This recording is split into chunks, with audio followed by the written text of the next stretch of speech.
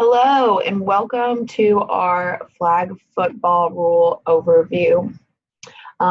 This year, as you kind of have noticed in some email communication, um, we will be utilizing the rules that are put out by Special Olympics North America. Since these rules do have a few significant changes to what we have used in the past, I wanted to go ahead and do a little voiceover presentation of our flag football rules so that everybody is on the same page um, coming into our state tournament in November.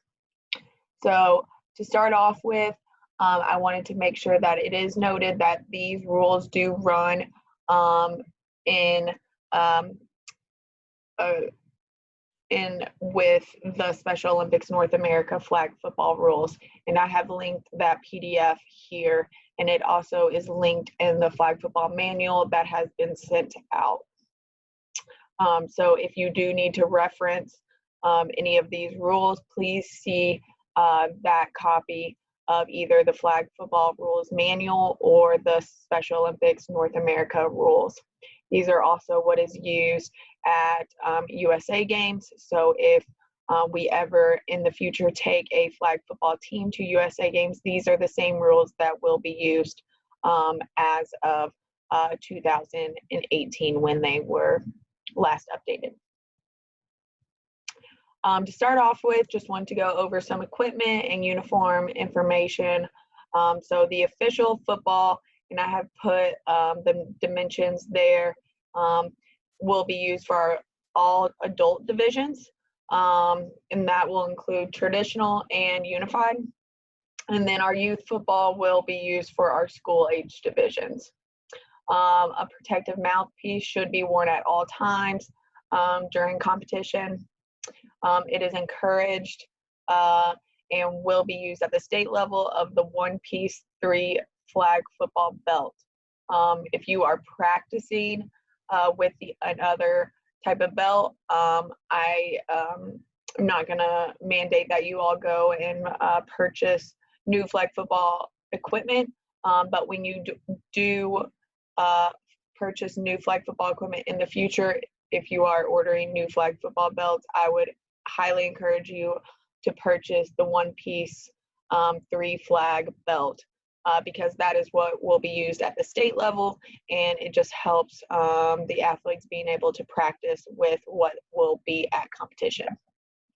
If you do need a link or need information on where to purchase these, just send me an email and I can provide you with that information. All participants should have matching uniforms with numbers on the front and the back.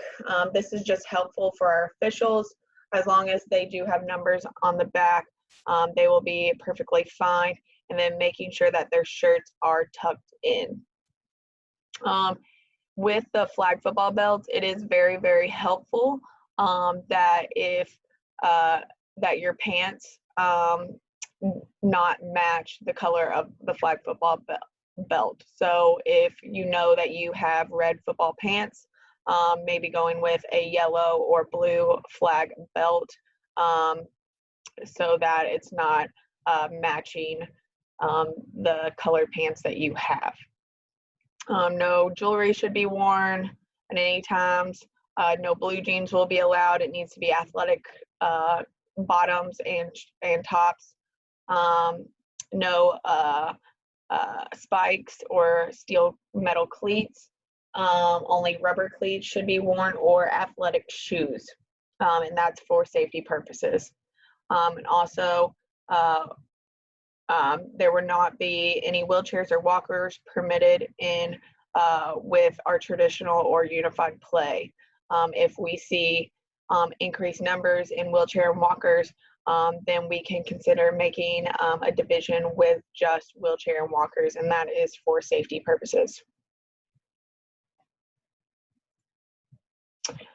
So the game, we will be offering a traditional adult division and our school age division for traditional events. Within each of those events, there will be divisions based on ability levels. And then we will also be offering unified team as well. Within that unified team, if we need to create separate divisions based on ability levels or even school age and adult, that is something that we can do if the number of teams allows for.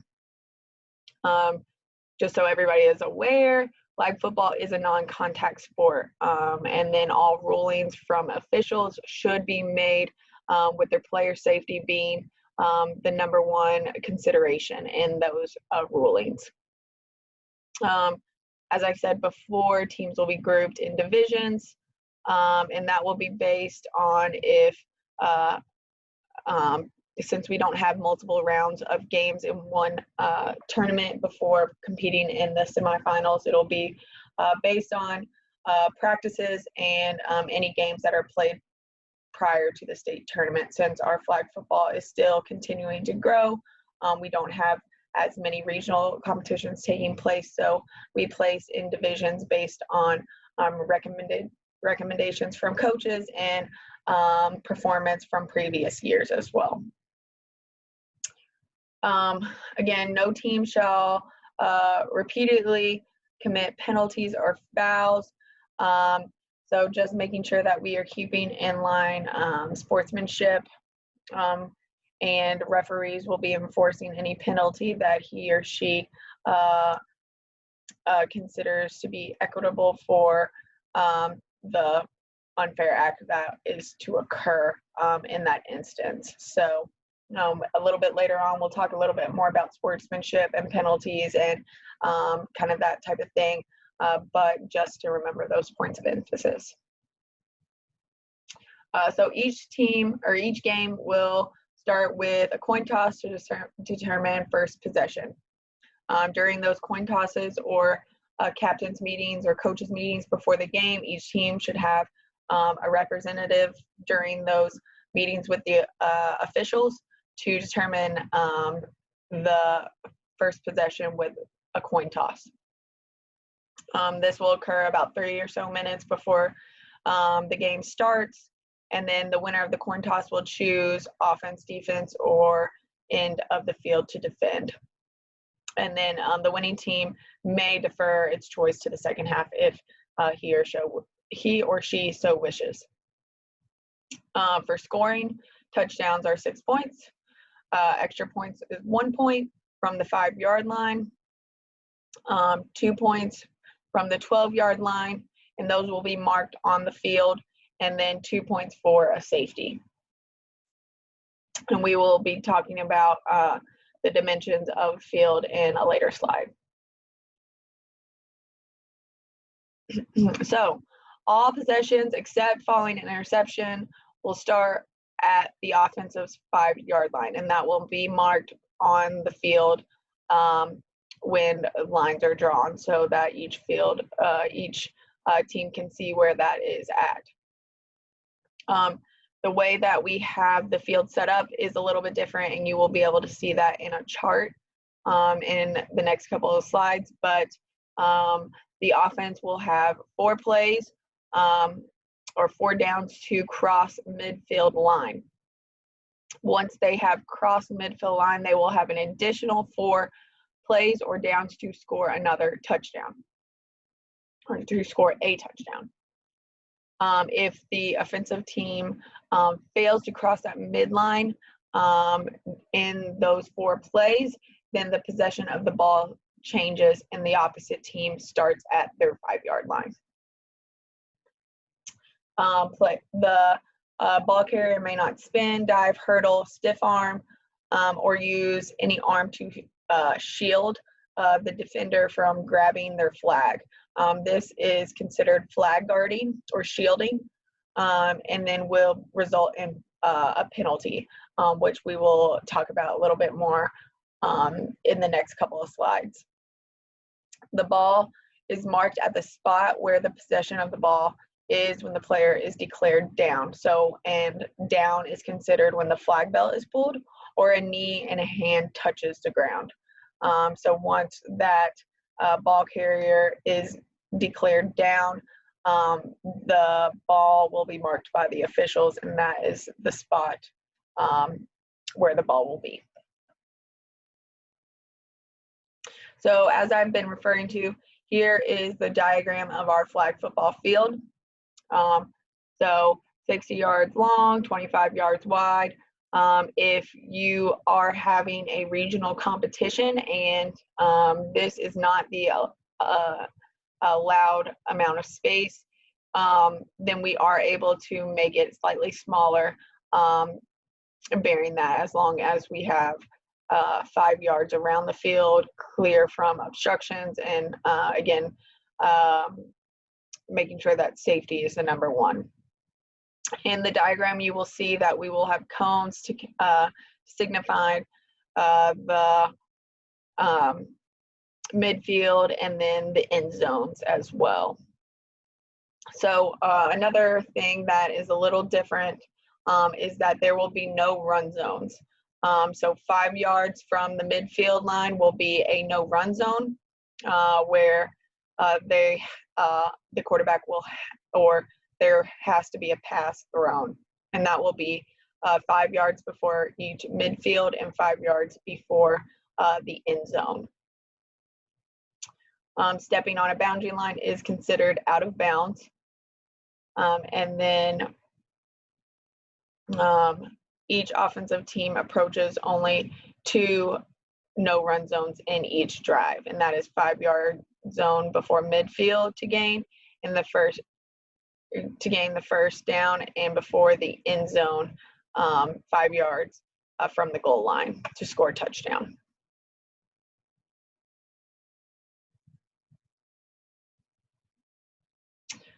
So for our rosters, the team roster may contain a maximum of 12 players. This is a 5v5, so teams shall field 5 players to start the game. That is required if during a game or disqualification, teams may play with 4 players. For unified, same, the roster shall be 12 players, and during competition, teams shall field 5 players to start the game, which can the lineup shall never exceed 3 athletes and 2 partners. Again, you may continue with a minimum of 4 players due to disqualification or injury during a game.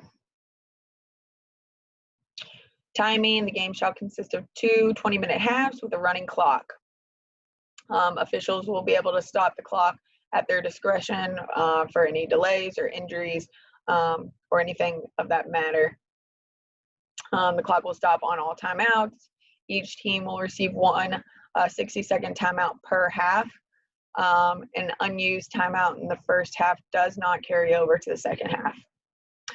There will be a halftime in between those 2 20-minute halves. That is a maximum of 5 minutes.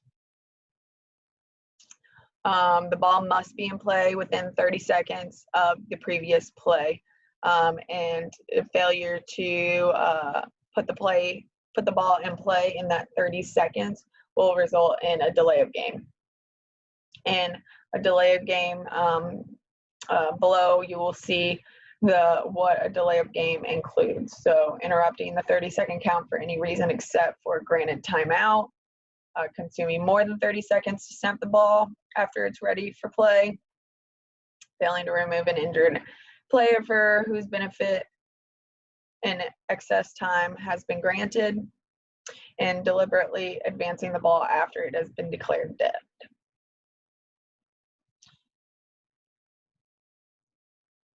So I have included overtime rules. A coin toss will determine first possession, similar to when we start a game. Each team receives 2 plays from midfield, and the team gaining the most points or gaining a yardage advantage is awarded 1 extra point and wins the game. Exception to this rules are as followed. Interception, the team that intercepts the pass automatically wins the game. If the team with the first attempt in overtime scores on the first play, the opposing team must score on its first play also.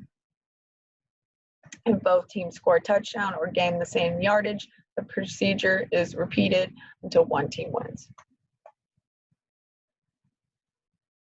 Great. So for live ball and dead ball situations, so the ball must be snapped between the center's legs. And then there is also no minimum players that are required to be on the line of scrimmage to start the series. There are no fumbles. So once a ball hits the ground, it is considered dead. Here's some other plays that are when the ball is ruled dead. So the ball carrier's flag is pulled, or the ball carrier loses his or her flag. They step out of bounds. A knee or hand touches the ground. After a touchdown, extra point, or safety is scored. When a try for a point, during a try for a point, the defense obtains the possession of the ball. So if and they're considered, the ball is considered dead, and then it would start on the 5-yard line. When a forward pass strikes the ground or is caught simultaneously by opposing players, a pass is intercepted. There are no returns. A receiver catches a ball without his or her flags attached. A snapped ball touches the ground. If fumbled forward, the ball is spotted where the ball carrier's feet were at the time of the fumble. If ball falls backward, it is marked where it hits the ground. And then if there is an inadvertent whistle.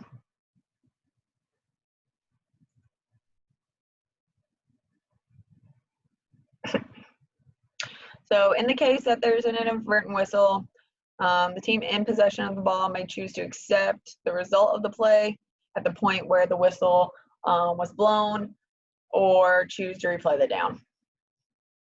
And the official will ask the coach on the field on the team of which they would like to choose. Subs shall enter at a dead ball period, and then each substitute must play at least one down prior to being replaced, and they must leave immediately. So again, here is information on the delay of game, of what a delay of game is, and this and what it includes, and this is the same as stated previously in the presentation. False start. No member of the offense may simulate the start of play before the ball is snapped. And again, at the end of this presentation, we'll give what the penalties are for, say, a false start. So handling the ball by the offense. Handling the ball is just transferring player possession from one teammate to another without throwing or kicking it. So like handoffs.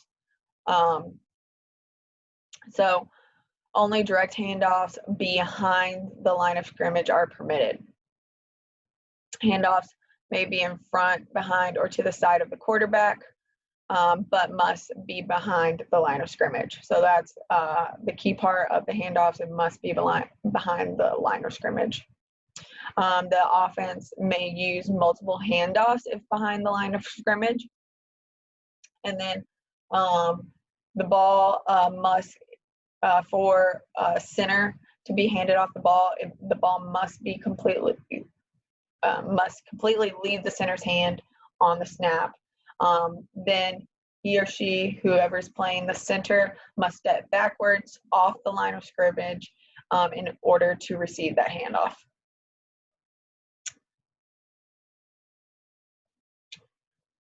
So running, the quarterback or the first player who is to gain possession of the snap cannot advance the ball across the line of scrimmage.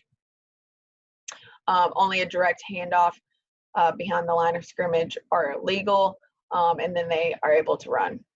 Laterals or pitches, known as legally known as backward passes, are not allowed. Here's a point from the Unified Division. A partner may hand off to another partner behind the line of scrimmage. I do have a slide that is strictly for Unified Sports in this presentation. A player who takes a handoff can pass the ball as long as he or she does not pass the line of scrimmage. So if a player receives a handoff, they are an eligible passer as long as they are still behind the line of scrimmage. In those running zones that are on the diagram that are located 5 yards before the field line and the goal line, any ball that is snapped in these zones, and these zones will be shown by a cone on the actual field. So you'll be able to see where those zones are at. You may not run in those zones. They must be passed or thrown. And in those rules put out by Special Olympics North America, the purpose of these no running zone is to avoid short yardage power running situations. The ball carrier may not spin, dive, hurdle, stiff arm, or use either arm to shield the defender from grasping his or her flag. So that is considered flag guarding, and that is not allowed. The ball is marked at the spot where the possession of the ball is when the player is declared down. And again, this was already stated, but that is when their flag belt is pulled or when a hand or knee touches the ground. So hurdling is illegal. And that is jumping over, attempting to jump over a player to prevent being downed or to gain additional yardage. However, please note that if a player who is jumping over another player to avoid injury, that is the official's judgment, and they could deem that as legal. So if they are trying to avoid being injured, that is based off the official's judgment and could be deemed legal based on the situation. As noted in the previous couple of slides, flag guarding is using their hands, arms to deny an opportunity for the defense to pull or remove a flag belt, and is not allowed.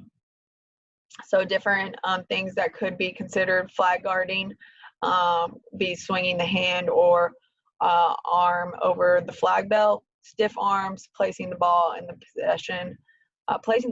possession over the flag belt, lowering the shoulders or arm over the flag belt, or hurdling. So again, at practice, I would even include drills to teach athletes on how to properly run with the ball to try to eliminate any situations of flag guarding. Passing and receiving by the offense. So all passes must be forward and received beyond the line of scrimmage. Shovel passes are allowed but must be received beyond the line of scrimmage. All players are eligible to receive a forward pass, including the quarterback, if she or he legally hands the ball off to another player. And that note on the Unified Sports, if a partner throws a pass, only athletes are eligible to be receivers.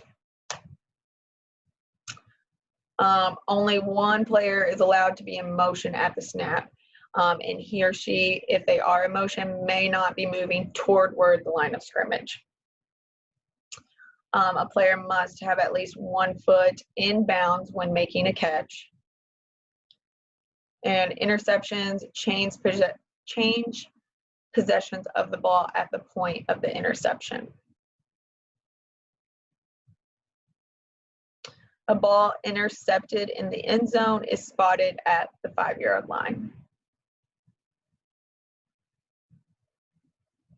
So let me, I want to repeat this last statement. Interception changed possession of the ball at the point of the interception.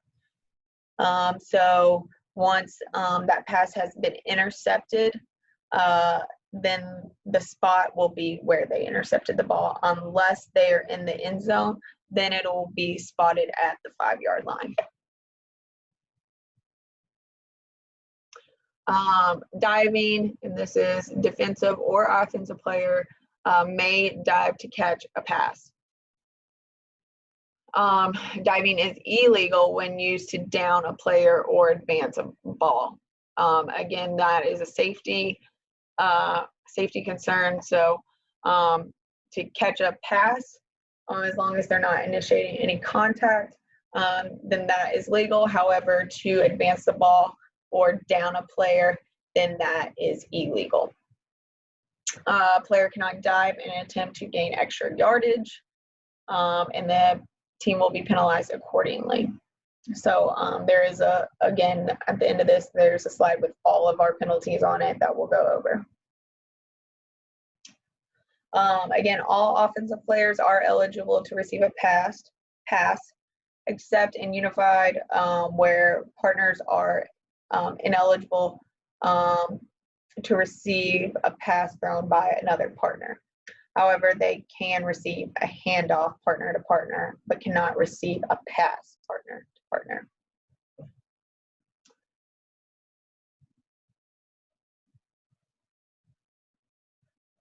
Great, let's talk about rushing. All players who rush the quarterback must be a minimum of 7 yards from the line of scrimmage when the ball is snapped. So if your players are going to rush the quarterback, have them a minimum of 7 yards from the line of scrimmage when the ball is snapped prior to them rushing.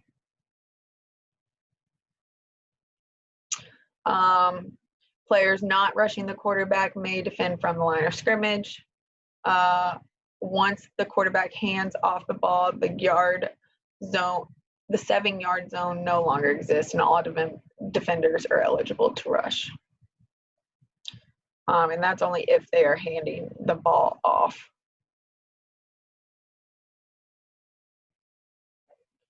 So this is about screen blocking. Legally obstructing an opponent without contacting him or her with any part of the screen blocker's body. The screen blocker shall have his or her arms fully extended to the ground or by their sides, in front or behind their back. So they should not be grabbing another player when they are trying to block them. And if they are using their arms or elbows or legs to initiate contact during the screen block, that is illegal. A player must be on his or her feet before, during, and after screen blocking. Screen blocking is the only form of legal blocking that can be used by any player at any time. So there are 2 types of legal blocking. That is backfield blocking.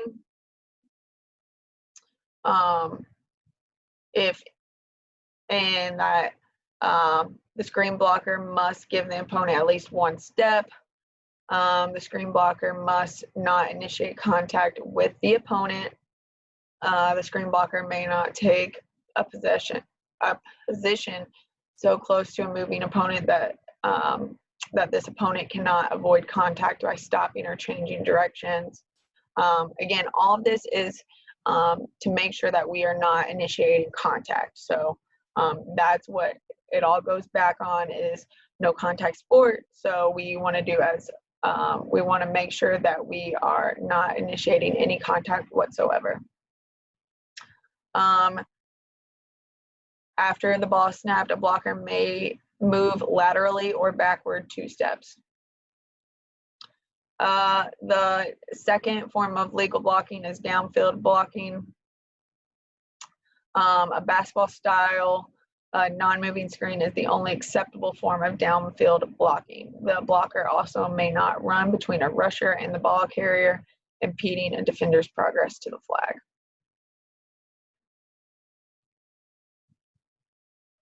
Great, so here is some information about flag pulling. A legal flag pull takes place when the ball carrier is in full possession of the ball. So the ball carrier has to have the ball for the flag to be pulled. It is illegal to pull or strip the ball from the carrier's possession at any time, and that will result in a penalty. If a player's flag belt inadvertently falls off during the play, the player is down immediately upon possession of the ball and the play ends. So if the flag belt falls off at any time while the player has the ball, then the ball is called dead, and the spot is where they were at the end of the play. A defensive player may not intentionally pull the flags off a player who is not in possession of a ball and can result in a penalty. Again, I've said it a couple times, but flag guarding is an attempt by the ball carrier to obstruct the defense's access to the flag, and can be done in several different ways. So again, making sure that the jersey is tucked in, and that your player isn't trying to block the defense from getting to that flag in any way while they have the ball. So some other information, the line of scrimmage. We all should know what the line of scrimmage is, but vertical plane through the point of the ball nearest to the team's goal. Each player on the team must be on its side of the line of scrimmage when the ball is snapped. Only one player of the offensive team may be in motion at the snap, and they may not be moving toward that line of scrimmage. If the player comes to a stop, she must be set for 1 second. A shift is the action of one or more offensive players who have a set position, move to a new position prior to the snap. Any player that shifts need to reset for 1 second prior to the snap. And then a snap is the legal act of passing the ball from the center's legs, through the center's legs from the ground to the quarterback to start the play. So here is a slide for unified flag football. We've kind of gone over it while we've gone through the rules, but there should be a proportionate number of athletes and partners on the roster. To start the game, there should be 3 athletes and 2 partners on the field. Again, you can participate with a minimum of 4 players due to disqualification or injury during the game. Failure to adhere to the required ratio will result in a forfeit. In addition to unified partners, there should be an adult non-playing certified coach who is not a unified partner on the lineup and able to coach during competition. And this is separate from the unified partners who are listed on the roster. A unified partner is separate from a coach, and they have different responsibilities during a game. Partners as the quarterback may not pass to another partner. They may hand it off to another partner, but partners must pass to an athlete, or an athlete can pass to either a partner or an athlete. And partners should not be dominating the entire play. So